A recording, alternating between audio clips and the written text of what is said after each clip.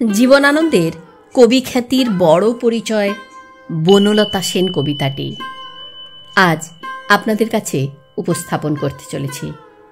প্রথমে কবিতাটি বলি, তারপর শেষে কবিতা সম্পর্কে কিছু তথ্য। হাজার বছর ধরে আমি পথ হাঁটিতেছি পৃথিবীর পথে, সিংহল সমুদ্র থেকে নিশীথের অন্ধকারে, মালয় সাগরে অনেক ঘুরেছি আমি, বিম্বিসার অশোকের ধূসর জগতে সেখানে ছিলাম আমি। আরো দূর অন্ধকারে বিদর্ভ নগরে আমি ক্লান্ত প্রাণ এক, চারিদিকে জীবনের সমুদ্র সফেন আমারে দুদণ্ড শান্তি দিয়েছিল। নাটোরের বনলতা সেন, চুল তার কবেকার অন্ধকার বিদিশার নিশা, মুখ তার শ্রাবস্তির কারুকার্য। অতি দূর সমুদ্রের পর হাল ভেঙে যে নাবিক হারাইছে দিশা, সবুজ ঘাসের দেশ যখন সে চোখে দেখে দারুচিনি দ্বীপের ভিতর, তেমনি দেখেছি তারে অন্ধকারে। বলেছে সে, এতদিন কোথায় ছিলেন? পাখির নীড়ের মতো চোখ তুলে।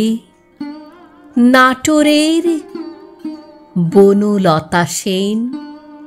সমস্ত দিনের শেষে শিশিরের শব্দের মতন সন্ধ্যা সে ডানায় রৌদ্রের গন্ধ মুছে ফেলে চিল, পৃথিবীর সব রং নিভে গেলে পাণ্ডুলিপি করে আয়োজন। তখন গল্পের তরে জোনাকির রঙে ঝিলমিল, সব পাখি ঘরে আসে, সব নদী ফুরাইয়ে জীবনের সব লেনদেন। থাকে শুধু অন্ধকার মুখোমুখি বসিবার। বনলতা সেন। কবি রোমান্টিক মন নিয়ে হাজার হাজার বছর ধরে পৃথিবীর পথে ঘুরেছেন, সিংহল সমুদ্র থেকে অন্ধকারে মালয় সাগরে। বিম্বিসার অশোকের জগতেও যেমন, তেমনি তারও আগে বিদর্ভ নগরীতে।